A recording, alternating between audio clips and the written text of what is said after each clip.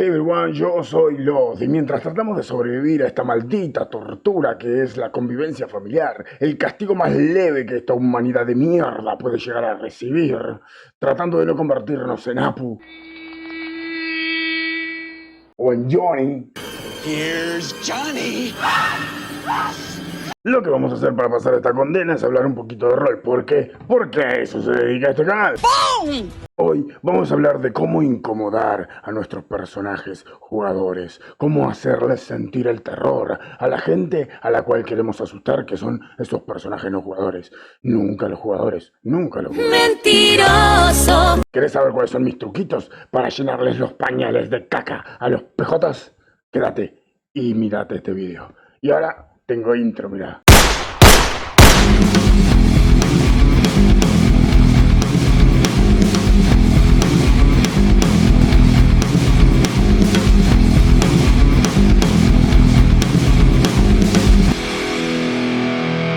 ¡Qué agradable sujeto!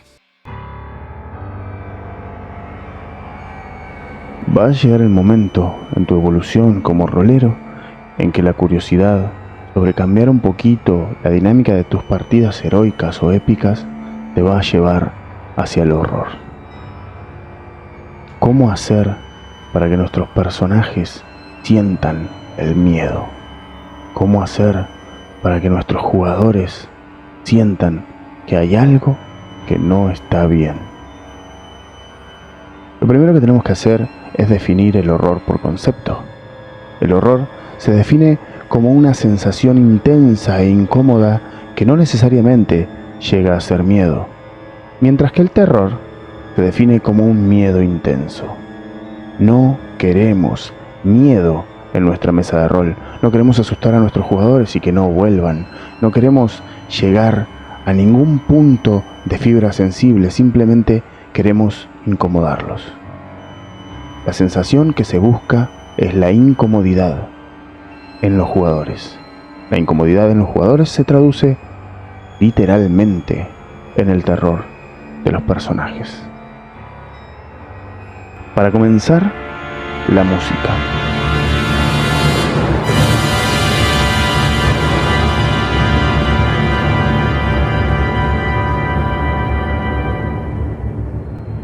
Para poder mantener un tono en la narración y poner a los jugadores en el mismo tono, la música debe contener una tonalidad disonante.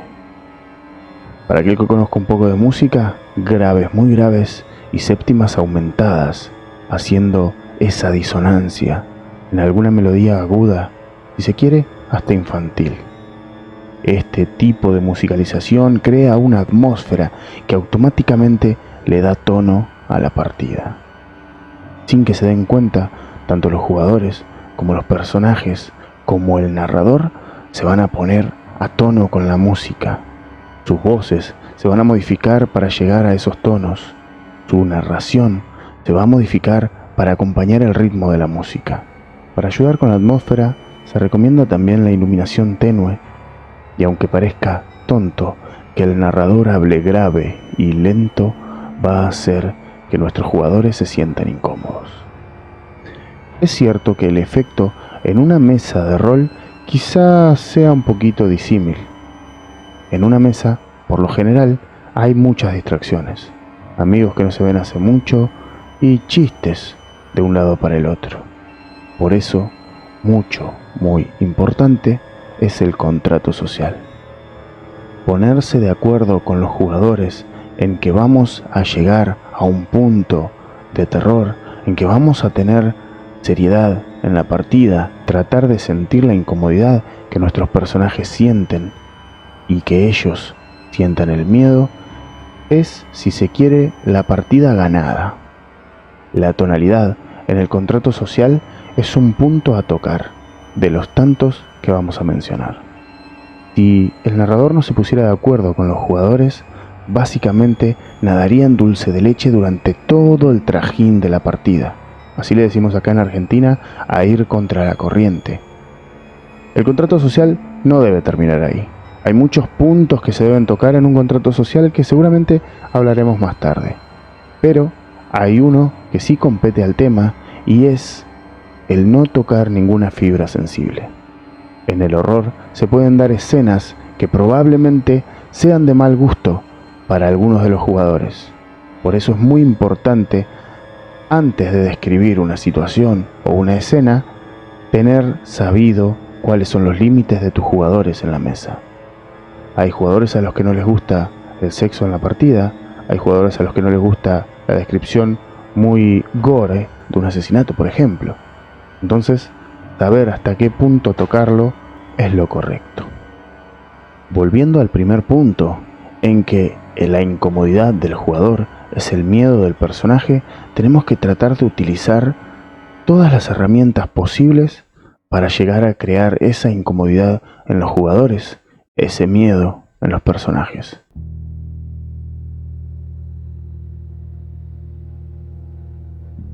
Habiendo establecido el tono de tu voz con el cual vas a narrar, lento y grave, cuando la historia esté tranquila, tienes que saber que ese no va a ser tu tono durante toda la partida. El tono del narrador debe ser cercano y presuroso para cuando los jugadores están en peligro, y básicamente apurarlos en su narración. Cuando algo terrible esté sucediendo, esa narración debe ser rápida. El jugador debe sentir que el narrador, al preguntarle ¿qué haces?, lo está apurando. Que la decisión debe ser tomada ya, esa incomodidad se debe llegar a sentir y se logra cambiando el ritmo en la narración. Los sistemas de juego también son herramientas de tensión. Los sistemas clásicos como Call of Cthulhu, Rastro de Cthulhu o incluso Ratas en las Paredes o Tremulous tienen la cordura. La cordura de los personajes se va perdiendo a medida la historia avanza. Esta pérdida de cordura tiene que ser marcada por la narración y es el elemento mediante el cual el narrador puede llegar a medir la presión que los personajes están sintiendo y cambiar su narración a medida esta presión aumente. En sistemas como Dead by Daylight o Fragmentos, que se evocan mayormente a imitar películas, la tensión de la partida está traducida en otro tipo de sistema, pero básicamente actúan de la misma manera, ejerciendo presión a medida la historia avanza. Los disparadores de tensión son el miedo, la incomodidad o el nerviosismo. Si el miedo, la incomodidad o el nerviosismo es expresado por los jugadores como un sentimiento en los personajes, no tengas miedo de lastimar la cordura, no tengas miedo de hacer un avance en la trama, no tengas miedo de meter presión al sistema con el cual estés jugando. Siempre ten en cuenta que las herramientas para provocar tensión deben salir del narrador. Para provocar tensión puedes, por ejemplo, hacer una tirada falsa, que básicamente es una tirada detrás de tu pantalla que los jugadores no sabrán de qué se trata, o delante de ellos, que los jugadores no sabrán de qué se trata. Poner cara sobre esa tirada o incluso señalar a uno de ellos y pedirle una tirada. Sacarle la ficha de la mano, revisarla y mover la cabeza haciendo señas. Y es que esa tirada da muy baja o un fracaso en los sistemas más claros. Esa tirada se llama la tirada falsa porque simplemente no tiene motivos sistemáticos más que incomodar al jugador. Si este jugador siente temor por esa tirada que acaba el máster de pedirle y no sabe qué es, el personaje seguramente encontrará asustado. El grito. El grito es la herramienta predilecta de este humilde narrador para provocar tensión. En las partidas de terror online suelo utilizarlo mucho para cuando hay una víctima. Me gustan mucho meter gritos de mujer, pero si estás jugando en mesa, no tengas miedo en alzarle la voz a los jugadores, en hacerles sentir la presión de esa persona que le está gritando. Utiliza tus mejores caras de loco. Nunca parodies voces. También puedes utilizar algunos sonidos especiales en situaciones concretas. Si estás dirigiendo online, te recomiendo esta página llamada Tabletop Audio, donde se escuchan sonidos muy interesantes para poder jugar. Mientras tanto, Lo único que tienes que hacer es poner Start Broadcast, simplemente para que inicie tu broadcasting, y pasarle la dirección esta que te va a ofrecer Tabletop Audio a tus jugadores. Ellos se conectarán a la página y dejándola en segundo plano podrán oír todos los sonidos que tú pongas en esta partida. Ahora, si estás dirigiendo en mesa, probablemente este tipo de cosas, a menos que tengas un reproductor y un equipo de audio o algo ubicado como para hacerlo, lo cual recomiendo, este tipo de cosas no podrás hacerla. Pero sí, patea las sillas, mueve la mesa, golpea la pared, cualquier cosa que pueda hacer un ruido fuerte y que pueda alterar a un jugador que tengas al lado. Un consejo útil es usar el metajuego o metagaming, que básicamente es utilizar el conocimiento que los jugadores tienen, pero el personaje no. Cuéntale que nuestra cámara de la partida se dirige hacia la puerta de ese hotel en el que ellos se encuentran saliendo en este momento. Esa misma cámara pasa por debajo de un auto, y al pasar por debajo de ese auto pueden notar los cartuchos de dinamita atados al caño de escape, una luz y un cronómetro que está a punto de llegar al 12. Vamos a seguir viendo esa cámara y va a aterrizar en los pies de nuestros personajes jugadores, quienes comienzan a subir al auto. Básicamente, esto es decirle a los jugadores que algo va a pasar, pero no se lo has dicho a los personajes. Entonces, tienes que ser consciente de que ellos van a buscar la forma de salir de esa apretada situación en la que se encuentran. Premia la originalidad en los jugadores para salir de esta circunstancia sin utilizar su propio metajuego y básicamente cumple. Si lo que has hecho es una amenaza, que esa amenaza nunca sea en vano. Existen muchos recursos para hacer sentir a un jugador que el tiempo se le está acabando. A mí en lo personal me gusta simplemente que lo sepan, pero que no haya certezas. Me acuerdo que una vez alguien me contó que en las partidas utilizaba velas para infligir el miedo del tiempo que se está acabando. Otras personas utilizan la herramienta llamada Clock, nacida de otros sistemas XXX que vamos a ignorar. También recuerdo que alguien me dijo que utilizaba un hielo derritiéndose para emitir el tiempo de una bomba que estaba a punto de explotar. Y alguien más utilizaba el Jenga cada vez que se tiraba una partida, y cuando el Jenga cayera... Por lo general, las historias de terror son autoconclusivas y tienen muchísimo más TPK que el resto de los juegos de rol. Es mucho más normal morir en una partida de terror que morir en una aventura medieval, en D&D, incluso matando dragones. Por eso, mantén la letalidad en alto sin tener miedo.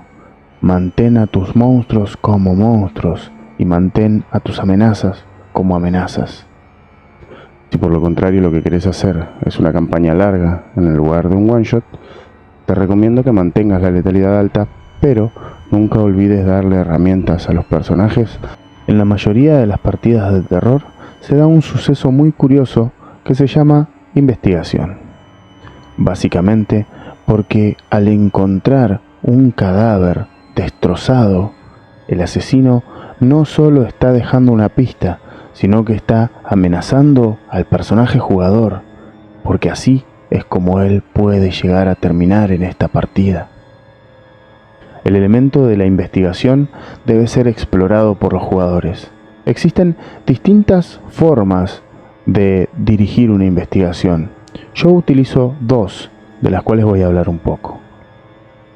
Primero, la herramienta de las 3 pistas. La regla de las 3 pistas establece que cada elemento que sea un hilo del que los jugadores puedan tirar debe de tener 3 pistas que lo apañen. En 3 lugares diferentes de nuestra partida debe haber una pista que nos lleve a ese hilo. Hay una variación de la regla de las 3 pistas que dice que los jugadores encuentran una pista allí donde la busquen, un hilo del que tirar ahí donde los busquen. Esta regla nos dice que si un jugador quiere saber cómo se asesinó a alguien y, por ejemplo, revisa el cuerpo, tendrá el mismo fruto que probablemente el que busque la misma pista, pero revisando el arma homicida. Esta regla de la que nos habla Harper es interesante de explorar porque deja a los jugadores ser ellos los que decidan su camino. Cualquiera de las dos está bien, no considero que ninguna de las dos esté mal, pero es interesante mezclarlas y utilizar cualquiera de estas dos reglas en diferentes situaciones.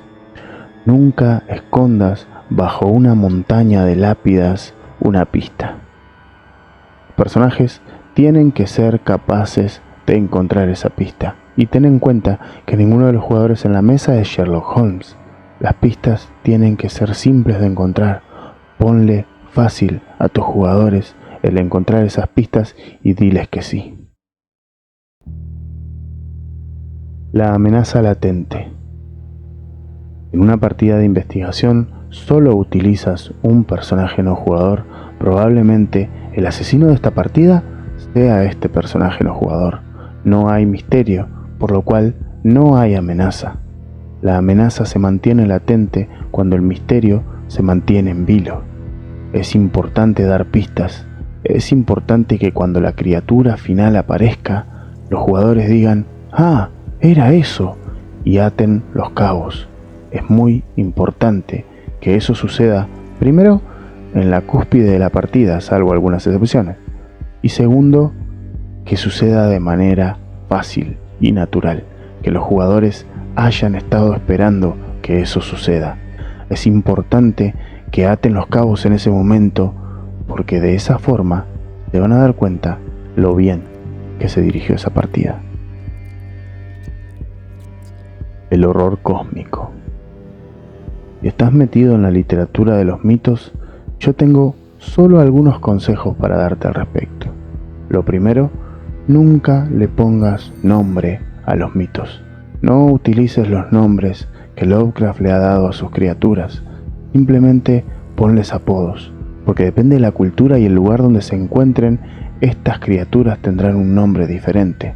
Es muy difícil que a Tulu le hayan dicho Tulu, o que aquellos sacerdotes que lo adoren en la actualidad piensen que se llama Tulu. Probablemente le digan algo así como el profundo o el que duerme. Revelar los nombres dentro de los mitos es simplemente quitarle la máscara al monstruo y revelarnos qué hay detrás. Probablemente no sea eso lo bueno para mantener el horror. El otro consejo que puedo dar sobre el horror cósmico es exagerar en las descripciones. Porque sí, nadie era más exagerado que Lovecraft. Entonces, simplemente debemos de tratar de llegar a ese nivel de exageración, que la normalidad y todo lo común en este mundo se vea simplemente destruido por nuestra descripción. Que nuestra criatura sea tan colosal, que nuestro asesino sea tan monstruoso, que nuestro monstruo sea tan humano, que sea increíble de describir. Mantén la épica. Sí, es importante que las partidas de horror tengan un nivel de épica interesante. Probablemente todas las partidas de terror terminen enfrentando a los investigadores contra la criatura final. Ese enfrentamiento debe de mantener un nivel de épica acorde, pero con la amenaza latente, sin el miedo a que los PJs mueran y con la mayor letalidad posible. Probablemente sea aburrido para tus jugadores si siempre mueren, con lo cual considera darles herramientas para salir o enfrentar a esta criatura en cada una de tus partidas. Si es la primera vez que estás dirigiendo, te recomiendo algunos módulos para los cuales voy a dejar un link de descarga en la descripción de este video. Acordate de suscribirte a todos los canales del Anillo de Roltú. Dale like a este video si es que te gustó y compartí si es que sabes que hay alguien que le pueda llegar a gustar. Déjame en los comentarios qué te parece esta especie de formato y qué opinás de mi hermoso peinado. Nos vemos la próxima, perro. Nos vemos. Qué lindo. Alguien por ahí en los comentarios me dijo que no estaba demasiado eufórico para un canal de rol.